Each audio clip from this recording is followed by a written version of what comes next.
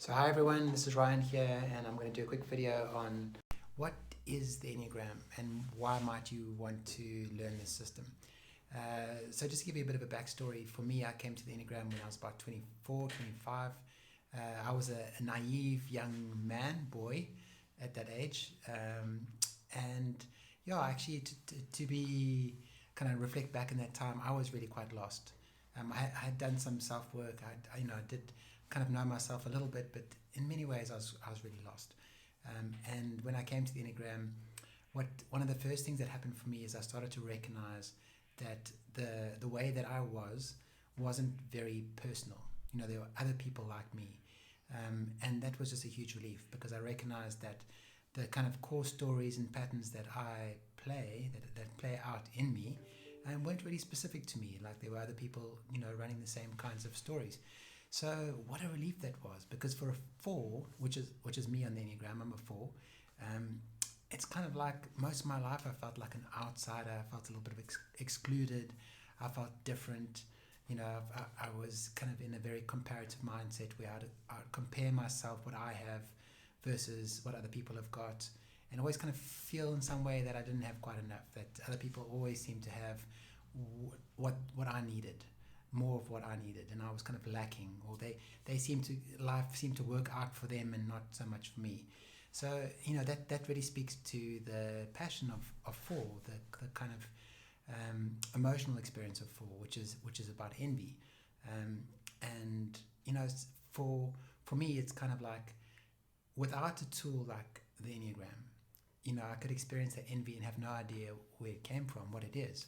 But with the Enneagram, it gives me a real good understanding of the placement of envy, the context of envy, why it's there, where it comes from, and how to work with it. So I can't imagine anything more exciting, because without a tool like the Enneagram, I would have just been left to play out my own devices. I would have been left to really just figure it out for myself, and I might never really have put all the pieces together. So the essence of the Enneagram is it gives us like markers, or it gives us reference points. It gives us pointers to what's unconscious in us, what's at play every day that we are likely not going to see. And we can call those unconscious or habitual ways of being, patterns that we play in everyday life that actually more correctly play us, that we actually don't play them but they play us. So the habitual ways of being, ways of seeing life, ways of being in relationship that aren't conscious. So when we make them conscious, we get more creative, we get more responsive to what life is bringing us. And in doing so, we really free up a lot of energy to just make the movements in our life that actually are more satisfying and supporting to our soul. Soul is definitely a forward. So what I mean by soul is the depth, the authenticity of who we are, that somehow the way that we're living in our life reflects who we really are and what we really want. So the reason the Enneagram does that is that when we bring more attention and awareness to these unconscious patterns, and we're not playing them so much, or they're not playing us so much, then we're present, we're in our life. And when we're in our life, we're also available to intuition, we're available to intelligence that's just beyond just our limited selves. It's kind of a universal intelligence. So we can open to intuition, we can open to those subtle impressions and feelings that we don't think, but we sense, we feel. And that to me is intuition. When we are receptive and we still, when we're open, we're listening, we're paying attention, we feel something. We can get a sense of something, and when we move with that impulse, when we move with that sense, to me it's like we're kind of moving with the Great Spirit, we're moving with life, we're moving with the mystery. And there could not be anything more exciting for me than moving with that mystery. And the only way we do that is by getting out of the way of ourselves. And the way that the Enneagram instructs us to do that is by paying attention to these patterns, paying attention to what's unconscious in ourselves that really limits our life force, that somehow fights against our life force. And when we relax those patterns by paying attention, my feeling is, my experience is, the life force itself does the work. Our own life force moves through us, guides us. We don't need to do much more than that. We just listen and we follow. And, just by relaxing those patterns, to me, it seems like the rest kind of happens by itself. We just need to trust and move with that. So the Enneagram's not about going to war with the ego. It's not about condemning the ego and making the ego bad. That just gets us into another useless battle. We don't need to do that. We include the ego. We include the lowest parts of ourselves, and as well as the highest parts of ourselves.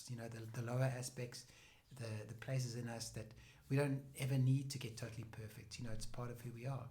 But we can kind of minimize the expression of those lower aspects, and we can work towards expressing the higher aspects, more of our potential.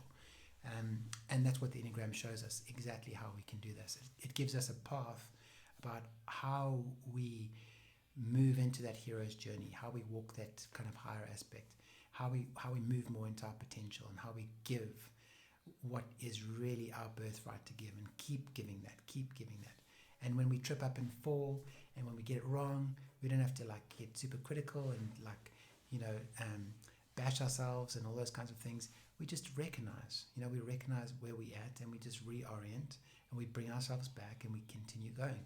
So to me, that's the way that I find most effective to work with a map like the Enneagram, is really to realize that we're not aiming for perfection, that we're always going to be human, and we're always going to trip, we're always going to fall, we're going to fall back into those default habits.